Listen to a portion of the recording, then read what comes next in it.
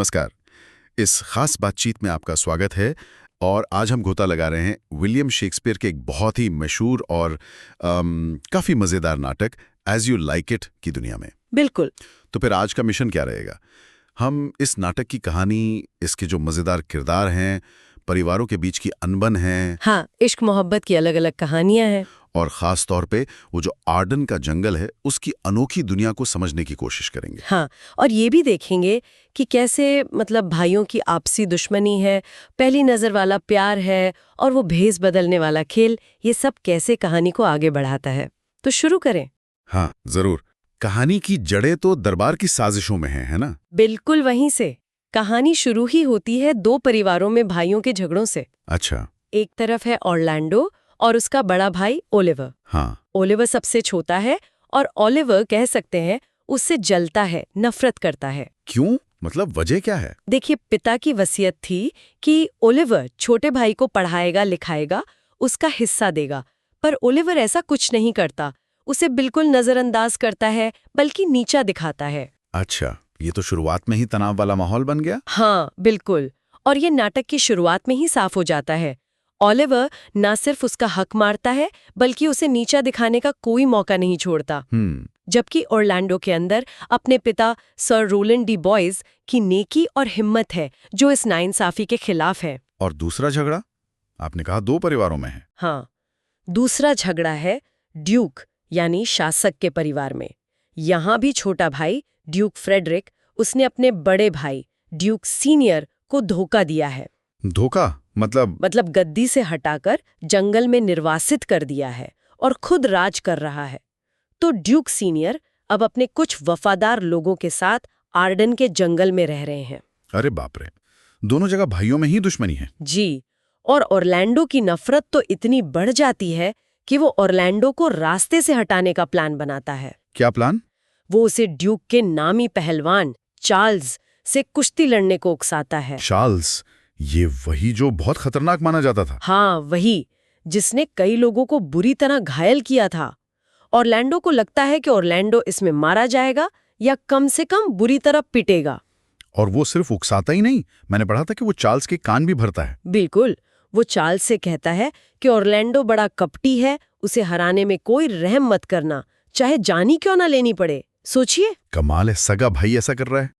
जो नए शासक ड्यूक फ्रेडरिक की बेटी। अच्छा, यानी एक की बेटी जिसका राज चला गया और एक की बेटी जो अब शासक है। हाँ, पर वो बचपन से साथ हैं और उनमें बहुत गहरा प्यार है, बहनों जैसा। फिर आता है वो कुश्ती वाला दिन। हाँ। रोज़ेलिंड और सीलिया भी मैच देखने आती हैं और होता यह है कि सब हैरान रह जाते हैं। क्यों? क्या हुआ? ऑरलैंडो उस खूंखार चार्ल्स को हरा देता है। अरे वाह! और बस वहीं पर ऑरलैंडो और रोज़ेलिंड की नजरें मिलती हैं, पहली नजर का प्यार जिसे कहते हैं। अच्छा। रोज़ेलिंड इतनी खुश होती है कि अपनी गर्दन की चेन उतारकर ऑरलैंडो को इनाम में दे देती है। लेकिन ड्यूक फ्रेडरिक वो खुश नहीं होता होगा, क्योंकि ऑरलैंडो का पिता तो उसके दुश्मन थे। बिल्कुल सही पकड़ा आपने। पहले तो वो खुश दिखता है, पर जैसे ही पता चलता है कि ये सर रोलैंड डी बॉयज का बेटा है, उसका मूड एकदम बदल जाता है। और फिर वो एक बहुत ही अजीब फैसला लेता है। अचानक ही, बिना किसी खास वजह के, वो रोज़ालिंड को देश निकाला दे देता है। क्या? रोज़ालिंड को? पर क्यों? वो कहता है कि तुम अपने बाप की बेटी हो, लोग तुम्हें पसंद करते हैं मुझसे ज्यादा, तो तुम मेरे लिए खतरा हो सकती हो। असल में वो इनसिक्योर है, डरा हुआ है अपनी सत्ता को लेकर। लेकिन सीलिया तो उसकी अपनी बेटी है, उसने कुछ नहीं कहा। सीलिया बहुत रोकती है, पिता से बहस करती है, कहती है रोज़ालिंड बेकसूर है, पर फ्रेडरिक टस से मस नहीं होता। ओह, तो अब रोज़ालिंड अकेली है? नहीं, यही तो सीलिया की दोस्ती काम आती है। वो कहती है मैं रोज़ालिंड के बिना नहीं रह सकती, मैं भी उसके साथ जाऊंगी। अरे वाह, ये हुई ना दोस्ती। हाँ, और वो दोनों तय करती हैं कि आर्डन के जंगल जाएंगी ड्यूक सीनियर को ढूंढने। लेकिन जंगल का सफर, दो अकेली लड़कियां, ये तो खतरनाक हो सकता है। बिल्कुल, इसीलिए वो भेस बदल लेती हैं। भेस? कैसा भेस? रोज़ालिंड जो थोड़ी लंबी है, वो एक लड़के गैनीमेड का भेस बना लेती है और सीलिया एक गरीब देहाती लड़की एलियाना बन जाती है। अच्छा, ये तो बड़ा दिलचस्प मोड़ है। हाँ, और मजे के लिए या शायद सेफ्टी के लिए ही वो अपने साथ दरबारी मस्खरे टचस्टोन को भी ले लेती हैं। टचस्टोन भी साथ में? तो सफर मजेदार होने वाला है। हाँ, और यहाँ एक बात ध्यान देने वाली है, रोजालिंड का लड़का बनना सिर्फ सेफ्टी का मामला नहीं है। मतलब आगे हम देखेंगे कि गैनीमेड बनकर उसे एक ऐसी आज़ादी मिलती है, खुलकर बोलने की, काम करने की ताकत मिलती है, जो शायद उसे रोजालिंड के रूप में समाज में कभी ना मिलती। ये तो बहुत गहरा पॉइंट है, जेंडर रोल्स और आज़ादी का सवाल। बिल्कुल। अच्छा, उधर ऑरलैंडो की जान पर भी खतरा है। अरे हाँ, ओलिवर तो उसे मारना चाहता था। सही, तो उनका वफादार बूढ़ा नौकर है एडम।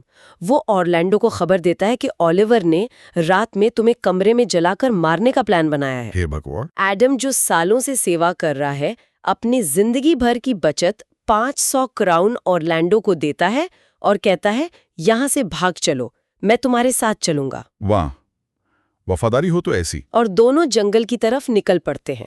तो इस तरह दरबार की साजिशों और नफरत से बचकर हमारे लगभग सारे मुख्य किरदार आर्डन के जंगल पहुंच रहे हैं या पहुंच गए हैं। अब देखते हैं जंगल में क्या माहौल है। जंगल में हमें सबसे पहले मिलते हैं निर्वासित ड्यूक सीनियर और उनके साथी। वो लोग मुश्किलों में हैं पर दुखी नहीं है। अच्छा। हाँ, ड्यूक सीनियर तो कहते हैं कि दरबार की झूठी चमक दमक और चापलूसी से तो ये जंगल की मुश्किलें अच्छी हैं। यहाँ सर्दी की हवा सीधे लगती है, चापलूसी नहीं करती बल्कि सच्चाई सिखाती है। हाँ, उनकी वो मशहूर लाइन यहीं आती है, sweet are the uses of adversity.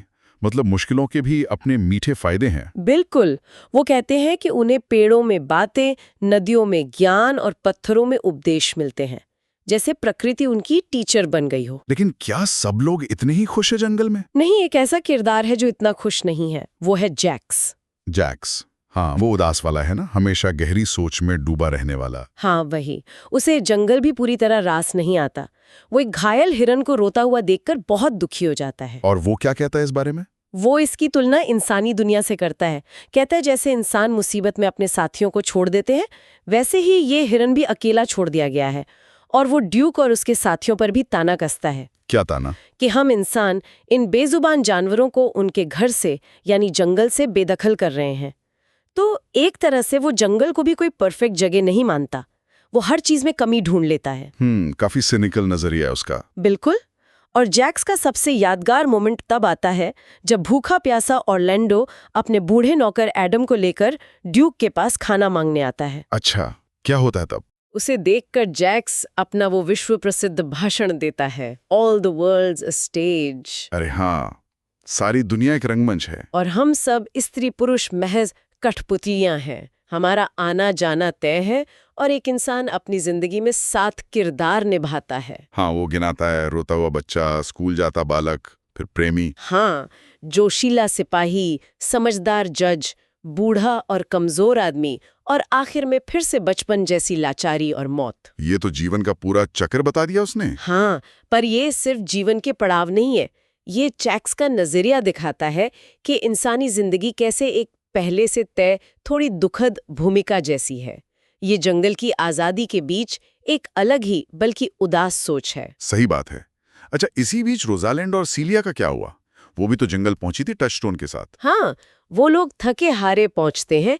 वहां उनकी नजर पड़ती है चरवाहे कोरिन पर, जो सिल्वियस नाम के एक नौजवान को समझा रहा होता है। सिल्वियस? ये कौन है? ये एक चरवाहा है जो फीबी नाम की एक चरवाहे लड़की के प्यार में बिल्कुल पागल है, पर फीबी उसे कोई भाव नहीं देती। अच्छा, एक और लव स्टोरी। हाँ, पर ये थोड़ी एक तरफा है अभी।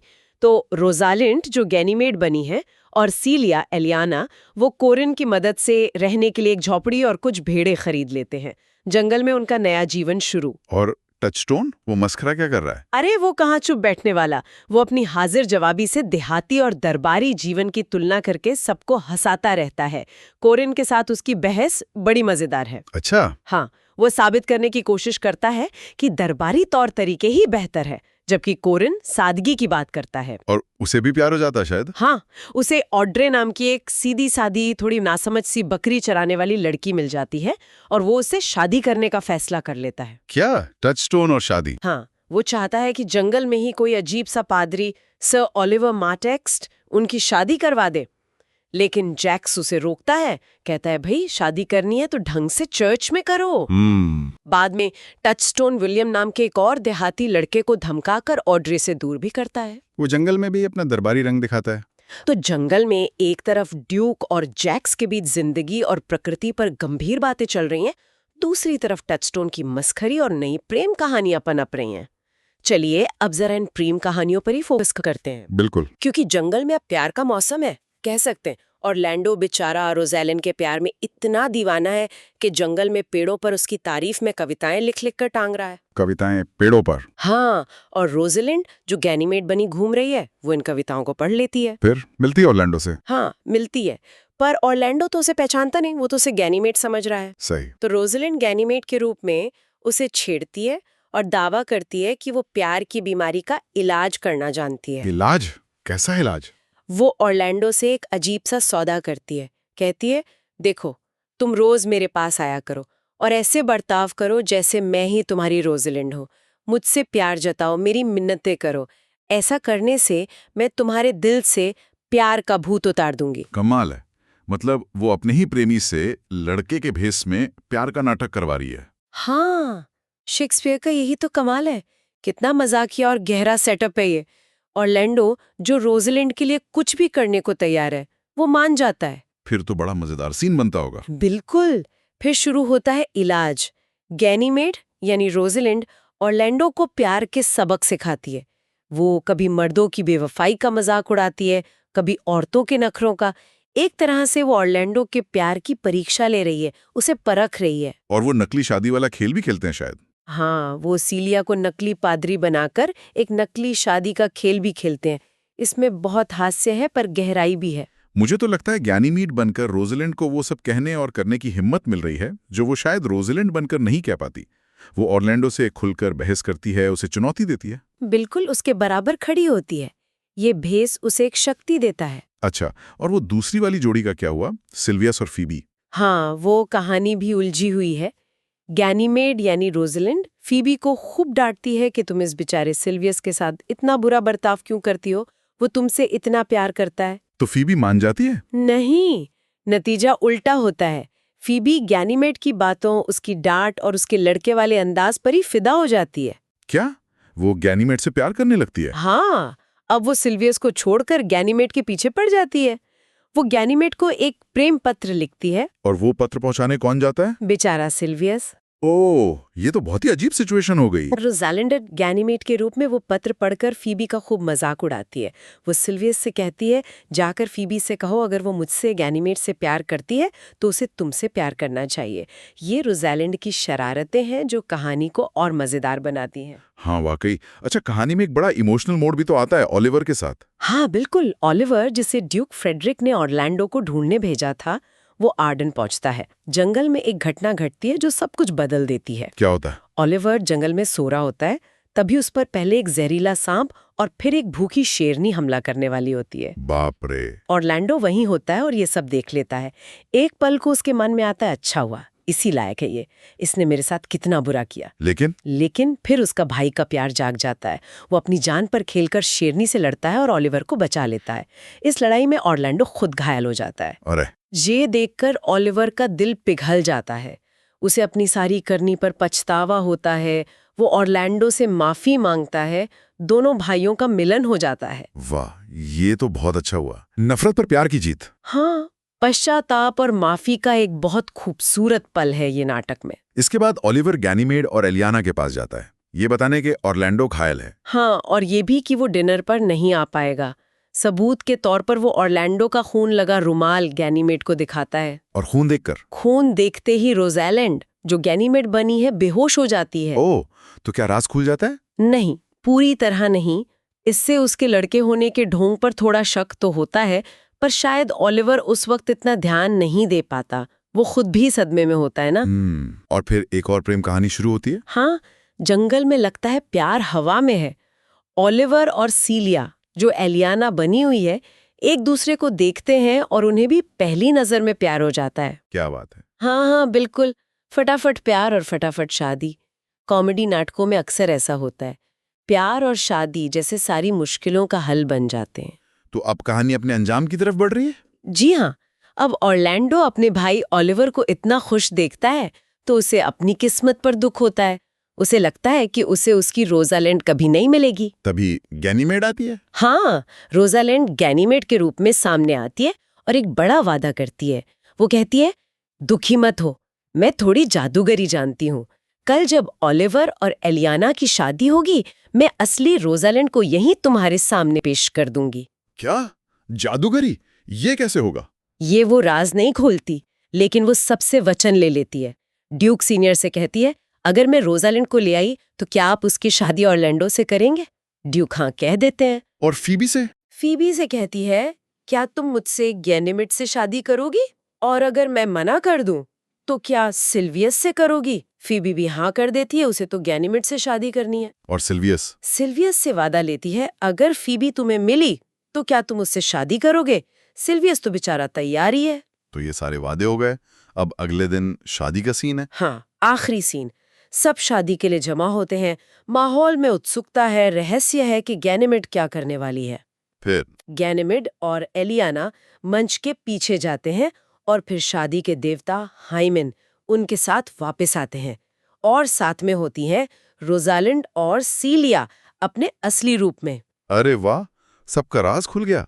सब हैरान रह गए होंगे। बिल्कुल, भेस का पर्दा उठ गया, सारी गलतफहमियां दूर हो गई, पहचान का भ्रम खत्म। अब वादों को निभाने का वक्त आ गया है। तो फिर शादियां होती हैं? कितनी? एक नहीं, दो नहीं, पूरी 4 शादियां। 4? कौन कौन? रोजालिंड की ऑरलैंडो से, सीलिया की ओलिवर से, फीबी की किससे? फीबी की सिल्वियस से, क्योंकि गैनीमेड तो अब है नहीं और फीबी को अपना वादा निभाना है। अच्छा, बेचारे सिल्वियस की लॉटरी लग गई। और चौथी शादी? टचस्टोन और ऑड्रे की। हाँ। हाइमन सबको आशीर्वाद देते हैं। सब खुश, हैप्पी एंडिंग। रुकिए, अभी एक और ट्विस्ट बाकी है। क्या? जैसे ये खुशियां मनाई जा रही होती हैं, एक और बड़ी खबर आती है। ऑरलैंडो और ओलिवर का दूसरा भाई जैक्स डी बॉयज, जो अब तक कहीं और पढ़ाई कर रहा था, वो वहां पहुंचता है। अच्छा, वो क्या खबर लाता है? वो बताता है कि ड्यूक फ्रेडरिक अपनी सेना लेकर ड्यूक सीनियर पर हमला करने आ रहा था। Oh no. लेकिन रास्ते में उसे एक बूढ़ा संत जैसा आदमी मिला। उससे बातें करके ड्यूक फ्रेडरिक का मन बदल गया। मन बदल गया मतलब? उसने राजपाट त्याग दिया, अपना ताज ड्यूक सीनियर को वापस सौंप दिया है और खुद दुनिया छोड़कर एकांत में संन्यास लेने चला गया है। अरे वाह, ये तो कमाल हो गया। मतलब निर्वासित ड्यूक को अपना राज्य वापस मिल गया। हाँ, और बाकी सब निर्वासितों को भी उनकी जमीन जायदाद वापस मिल गई। अब हुई ना एकदम परफेक्ट हैप्पी एंडिंग। बुराई का अंत, अच्छाई की जीत, बिछड़े मिल गए, राजपाट वापस और ढेरों शादियां। हाँ, कॉमेडी के सारे मसाले एकदम परफेक्ट तरीके से पूरे हो गए। लेकिन इस पूरी खुशी और जश्न के माहौल में एक किरदार है जो शामिल नहीं होता। वो है हमारा उदास दार्शनिक जैक्स। सही कहा। वो कहता है कि मैं इस नाच गाने में शामिल नहीं होऊंगा, मैं तो उस बदले हुए ड्यूक फ्रेडरिक के पास जाऊंगा जिसने दुनिया त्याग दी है, उससे कुछ सीखने की कोशिश करूंगा। अच्छा, वो जश्न छोड़कर जा रहा है? हाँ, वो सभी शादीशुदा जोड़ों को भविष्य के लिए अपनी शुभकामनाएं देता है और टचस्टोन को थोड़ी चेतावनी भी, और फिर वहां से चला जाता है। उसका ये फैसला नाटक के सुपर हैप्पी एंडिंग पर एक छोटा सा, कह सकते हैं, सवालिया निशान लगाता है। सोचने वाली बात है।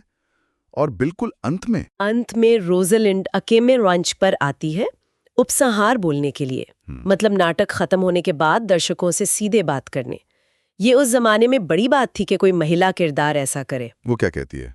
वो दर्शकों से, मर्दों और औरतों दोनों से अपील करती है कि उन्हें ये नाटक पसंद आया हो, बस। और इस तरह एज यू लाइक इट की कहानी पूरी होती है। जी हाँ। तो हमने देखा कि इस एक नाटक में शेक्सपियर ने कितने सारे रंग भरे हैं। परिवार के अंदर की कड़वाहट भी है और फिर सुलह भी। प्यार के कितने अलग अलग रूप दिखाए हैं। पहली नजर वाला दीवानापन, सच्चा और वफादार प्यार, देहाती सीधा साधा प्यार, यहाँ तक कि फीबी वाला एक तरफा जुनून भी। और वो भेस बदलने वाला खेल तो कमाल का था। उससे पहचान, जेंडर, समाज के बनाए नियमों पर कितने सवाल उठते हैं। बिल्कुल। फिर वो जंगल की शांति और सोच विचार वाली जिंदगी बनाम दरबार की चालाकी और दिखावा, ये सारे धागे बड़ी खूबसूरती से बुने गए हैं इसमें। नाटक का अंत तो जैसा आपने कहा पारंपरिक रूप से खुशनुमा है। 4 शादियां हो गईं, खोया हुआ राज्य वापस मिल गया, लगता है जैसे सब कुछ बिल्कुल ठीक हो गया।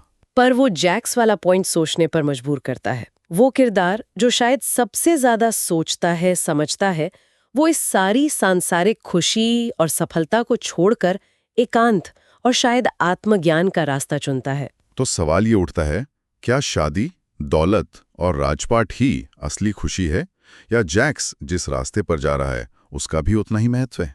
और एक सवाल रोजालिंड के बारे में भी मन में आता है मेरे तो। हाँ, क्या? उसे गैनीमेड के भेस में जो आजादी मिली थी, जो बराबरी का दर्जा मिला, जो खुलकर बोलने की ताकत मिली थी, क्या वो उसे रोजालिंड बनकर वापस समाज में ड्यूक की बेटी और ऑरलैंडो की पत्नी के रूप में मिल पाएगी, या उसे फिर से उन्हीं सामाजिक बंधनों में बंधना पड़ेगा?